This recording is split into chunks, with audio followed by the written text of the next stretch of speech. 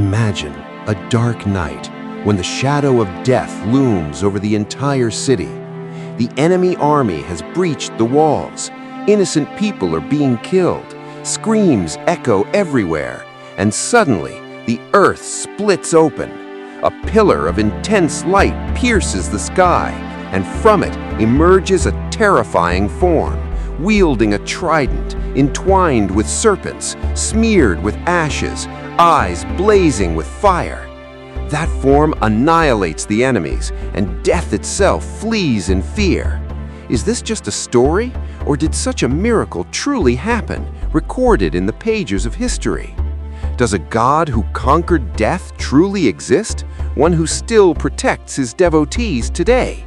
And if so, do you know that this deity still resides in a small town where thousands of people come every day to find liberation from the fear of death, and many return miraculously healed? Could there be a Shiva Lingam facing south, the direction of death, and yet protecting life, challenging even Yama, the god of death? Have you ever heard of a temple where a Bhasma Aarti, a ritual with cremation ashes, is performed, where the deity is bathed with the ashes of the funeral pyre? And merely witnessing this sight increases a person's lifespan and cures diseases. The shocking truth: is it possible that the world's time was once determined from this very place? And even today, the time here defies time itself, as if time itself is a slave to this deity. Could a small boy, through his devotion, force God to emerge from the earth? And does that boy still live on in the legends surrounding the temple? And the biggest mystery: is the earth's center point, its navel, located here, from where the entire creation is controlled? And are scientists confirming this today? Can visiting this place remove every trouble, every illness, even the shadow of death from your life? And are there thousands of true stories that prove this is not a fantasy, but a reality? These questions must be shaking you, creating a storm in your mind, sending shivers down your spine. Because if this is true, your life could change forever. But are these just rumors, or the truth recorded in ancient scriptures, Puranas, and historical documents? Today, we will unravel all these mysteries, one by one, delving deep into them. We will talk about the Mahakaleshwar Jyotirlinga of Ujjain, the Shiva who conquers death. Every moment in this video will bring you a new shock, a new mystery that will keep you glued to the screen. Every sentence will be connected to the previous one, like an endless pillar of light. If you want to know the secret of death, if you want to feel the infinite power of life, then watch till the end. Because at the end, a secret will be revealed that will change your life, a promise that Mahakal himself makes. Har Har Mahadev. Now, let's begin this mysterious journey, slowly descending into its depths. First, let's understand who Mahakaleshwar is and what is the source of his power. Mahakaleshwar is that form of Lord Shiva who is the master of Maha, meaning great, and Kala, time or death. In Sanskrit, Kala means not only time, but also death. Mahakal is the one who controls the cycle of time, breaking the bondage of birth and death.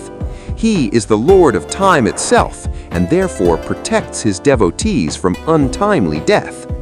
One of the 12 Jyotirlingas of India, Mahakaleshwar is located on the banks of the Shipra River in the city of Ujjain, Madhya Pradesh. Ujjain, which is called Avantika Nagari in the Puranas, is one of the 7 cities that grant salvation in India: Haridwar, Prayagraj, Ujjain, Kanchi, Mathura, and Dwarka.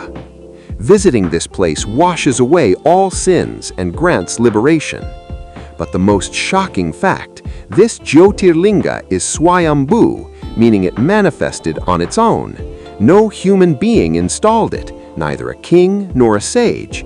It appeared by Shiva's own will, as if the Lord of time and death himself was saying, "I am here, do not fear." And the world was a prosperous, devotion-filled place. The streets here were adorned with gold and silver, and the sound of devotion to Shiva echoed everywhere in the markets. King Chandrasen ruled here, who was a supreme devotee of Shiva. He was engrossed in the worship of Shiva every moment. He would offer water to the Shivling in the morning, chant mantras at night, and teach his public the path of devotion. His devotion was so strong that the entire kingdom became immersed in Shiva. Children would shout Har Har Mahadev while playing, and women would sing Shiva hymns in their homes. But where there is devotion, the eyes of demons fall, and this is where the suspense begins.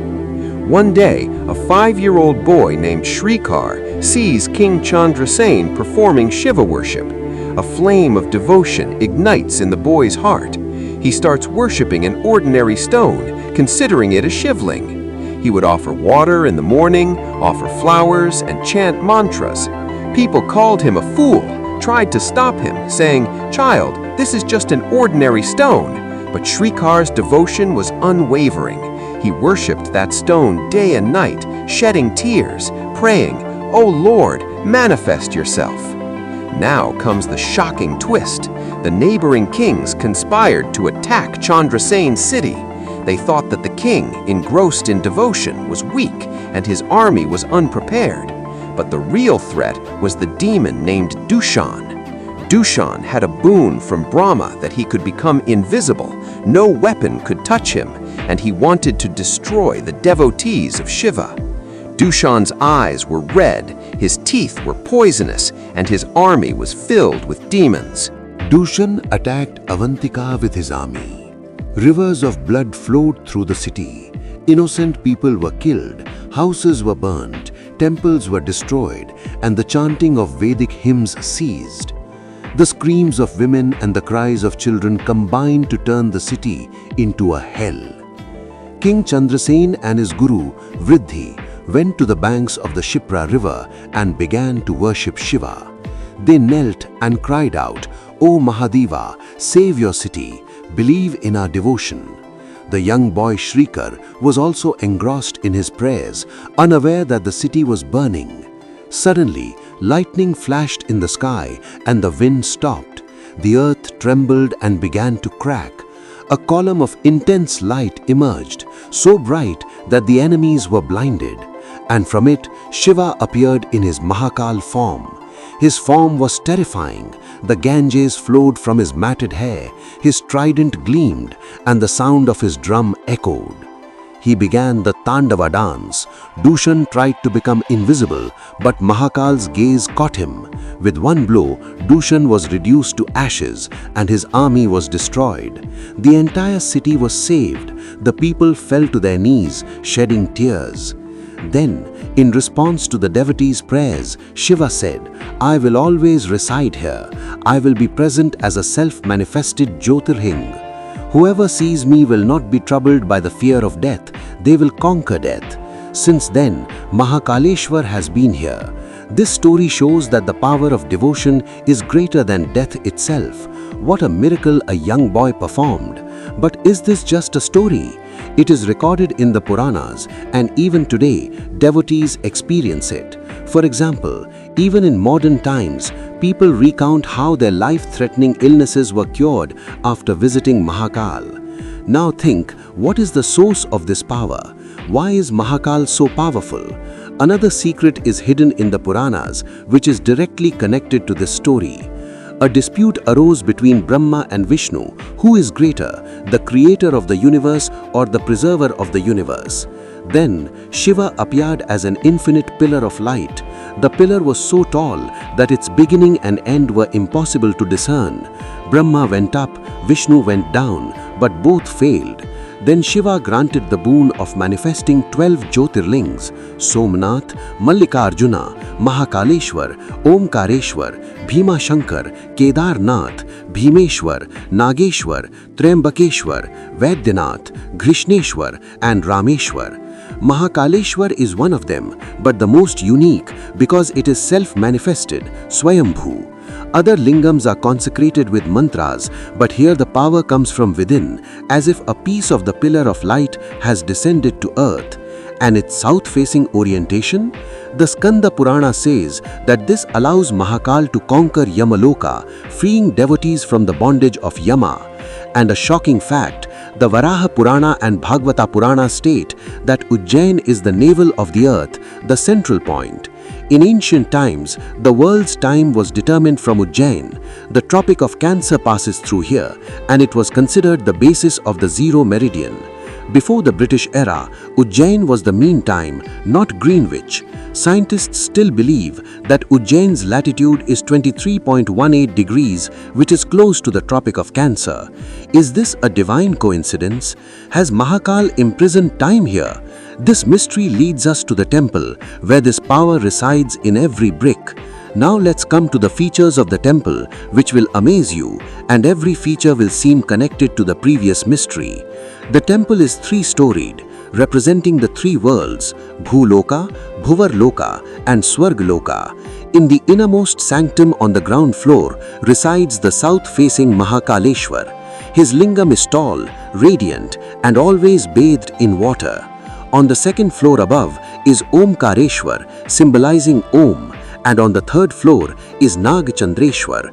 But the suspenseful part is that Nag Chandreshwar can be seen only one day a year on Nag Panchami. The doors remain closed for the other 364 days. Why? According to the Puranas, the Nagas, the serpent deities, asked Shiva for a boon that they be worshipped on a special day so that people would remember them. Nag Chandreshwar is a form of the serpents adorning Shiva's neck, and his temple is so mysterious that a chill runs down your spine as if it were the gateway to the realm of the Nagas. Could the secret of the Nagas be hidden here? Does Mahakal become even more powerful through the strength of the Nagas? The temple's architecture is magnificent, primarily in the Bhumija style, with influences from the Chalukya and Maratha periods. At the main entrance sits Nandi, welcoming the devotees. Inside, towering spires over 100 feet tall seem to touch the sky. The walls are adorned with carvings depicting Shiva's Tandava dance, his dance with Parvati, and images of Ganesha and Kartikeya. The picture shows intricate carvings on each pillar, a testament to the years the artisans dedicated to their craft. But the most mysterious ritual is the Bhasma Aarti, which takes place only here in the world. This Aarti begins at 4 a.m. when the city is still asleep. The priests wear special garments and hold sacred ash in their hands. This ash symbolizes life and death. Shiva applies ash because he destroys and then recreates the universe, creation after destruction. In ancient times, this was real ash from funeral pyres, considered sacred in Hindu tradition. Today, symbolic cow dung ash is used, but the power remains the same. During the Aarti, the Shiva Lingam is first bathed with Ganges water, then smeared with ash. The chanting of mantras, the sound of Om Namah Shivaya, the beat of drums and mridangam, the blowing of conch shells, and the sighs of devotees all combine to create an otherworldly atmosphere. The lights are off, only the flame of the lamps illumines the scene, and the ash floats in the air. Devotees believe that this averts untimely death and increases lifespan. Would you dare to witness it? Many devotees recount feeling Shiva's touch during the Aarti. Another shocking story associated with the Bhasma Aarti. Once, a devotee was ill and doctors said death was certain. He came to Mahakal, witnessed the Bhasma Aarti, and a miracle, he recovered. Such stories are countless. Now about other rituals of the temple. The Basamargi, especially during Savan, when millions of Kanvaryas arrive. Bathing in the Shipra river is mandatory, as Shipra is a sin-purifying river. The Puranas say that bathing in the Shipra breaks the cycle of rebirth. The temple's history is also full of shocking events, which further strengthens its power. During the Parmar dynasty, in the 10th-11th centuries, King Bhoj and others made it magnificent. But in 1235 AD, Sultan Iltutmish of the Delhi Sultanate attacked. He demolished the temple and threw the Jyotirling into the Koti Tirtha Kund. Imagine the Lord of Death submerged in a pond, but the devotees removed the Jyotirling overnight and hid it. Then came further damage during the Mughal period, but a miracle occurred. During the Maratha era, in the 18th century, Ranoji Shinde began the reconstruction. Peshwa Bajirao II provided funds, and the Sindhya family, Maharaja Daulat Rao and Jayaji Rao, gave it its present form. Modern renovations took place in the 1950s. Today, the temple is managed by a trust and welcomes millions of devotees. Ujjain's significance is even deeper, intrinsically linked to Mahakal. It is the birthplace of the Vikram Samvat calendar. King Vikramaditya started a new era from here. Kalidas wrote Meghduta here, where the Yaksha travels from Ujjain to Chitrakoot. The Simhastha Kumbh Mela is held every 12 years, where 75 million people gathered in 2016. Bathing in the Shipra river, circumnavigating Mahakal, everything is divine. The surrounding temples, Har Siddhi, Kal Bhairav, Ram Ghat, are all connected to the power of Mahakal. Kal Bhairav is the doorkeeper of Mahakal, protecting the city. Dear viewers, Mahakaleshwar is a force, not just a stone. Visiting here transforms lives. The fear of death vanishes and new energy is gained. Now a question for you. Are you ready for Mahakal's call? If yes, then go to Ujjain, witness the Bhasma Aarti, have darshan, bath in the Shipra river and receive Mahakal's blessings. But the ultimate secret, Mahakal says that whoever remembers me with a true heart, death cannot touch them. There is a mantra, Kal Bhairavaya Namaha, chanted daily. Will you remember Mahakal from today? This is a promise. Your life will change. Har Har Mahadev.